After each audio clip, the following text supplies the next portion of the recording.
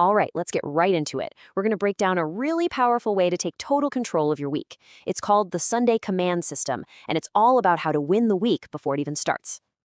Man, that one hits home, doesn't it?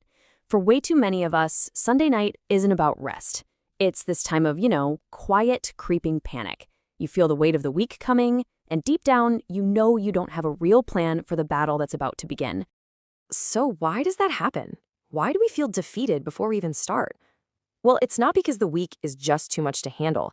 It's because we let distractions, not our own discipline, call the shots and decide how we spend our most precious resource, our time. And this, right here, this is the absolute core of the problem. See, when you don't have a plan, you're stuck in reactive mode. You're just putting out fires all day, answering whatever email pops up, getting pulled in 100 different directions. You aren't leading your life. Life is leading you. But what if you could flip that script? That's exactly where the Sunday Command System comes in. Think of it as your secret weapon against all that weekly chaos.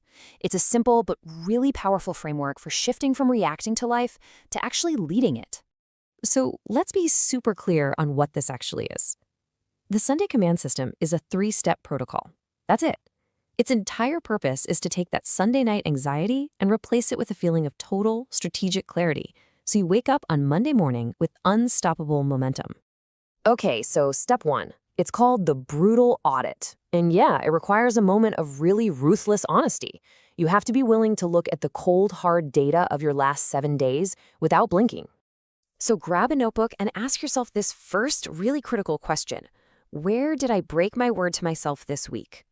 Maybe you said you were going to hit the gym or finish that project or get up early, and it just didn't happen. Get specific. Write it down. And then here's question number 2. Where did you let weak inputs steal your focus? What are weak inputs? Things like mindless scrolling on your phone, watching pointless news, getting into negative conversations. This is all about identifying where your focus is leaking out. Now, the key to this whole thing is to be completely objective about it. Remember, data doesn't have feelings. If you wasted 10 hours on social media, you just write down 10 hours. No emotion, no judgment. We're just looking at the facts. And please remember, this audit is not designed to make you feel guilty. Beating yourself up is useless here. The goal is just one thing: alignment. Because, you can't fix a leak you refuse to even acknowledge, right? Seeing exactly where you went off track is the only way you can consciously steer yourself back onto the path you actually want to be on. You gotta see the problem before you can solve it. So once you've found all the leaks, it's time for step 2, the priority 3. This is where we stop just plugging holes and start building some real momentum by directing our energy with surgical precision.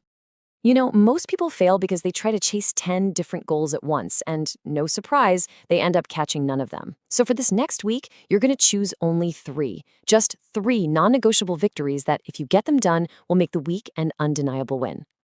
So how do you pick them? Well, you have to know the difference between deep work and busy work. Busy work feels productive, like cleaning out your inbox. But deep work is productive. It's the stuff that actually moves the needle. If you're a writer, it's drafting a new chapter, not just messing with old sentences. Your 3 priorities, they have to be deep work.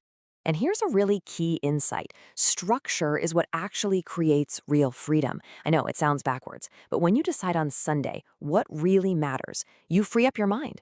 When you wake up on Monday, you don't have to waste any mental energy deciding what to do.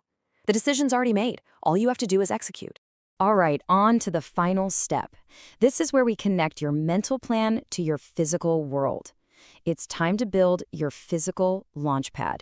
You have to literally engineer your environment to support your goals. And you have to understand this. A cluttered, messy space is a thief. It quietly steals your focus, it lowers your standards, and it creates all this invisible friction between you and the things you need to do. Building this launchpad is super simple and totally actionable. Step 1, clean your desk. Step 2, organize your tools, your laptop, your notebooks, whatever you need. The entire goal here is to make your environment a direct reflection of the focused, effective person you plan on being tomorrow. So I want you to do something right now. Seriously, look around you. Does your space look like the headquarters of a winner, a command center designed for creation and focus? Or does it look more like a cage designed for just passively consuming things? The answer to that question really, really matters. Okay, so let's bring this all home. Monday is coming, that's a fact. But whether you show up prepared for battle or you show up as a victim of your circumstances, well, that part is 100% your choice. The battle for your week doesn't kick off when your alarm rings on Monday morning. It starts right now. It starts with the decisions you make tonight. It starts with your audit, with choosing your priorities, and with building that launch pad. And really, that's what it all comes down to. The person you're going to be next Sunday is looking back at you, right now, in this moment, and they are either going to thank you for having the discipline to take command of your life, or they're going to regret that you let another week just slip away. Which one is it going to be? The choice is yours. If you enjoyed this video, please give it a like, and don't forget to subscribe and hit the notification bell.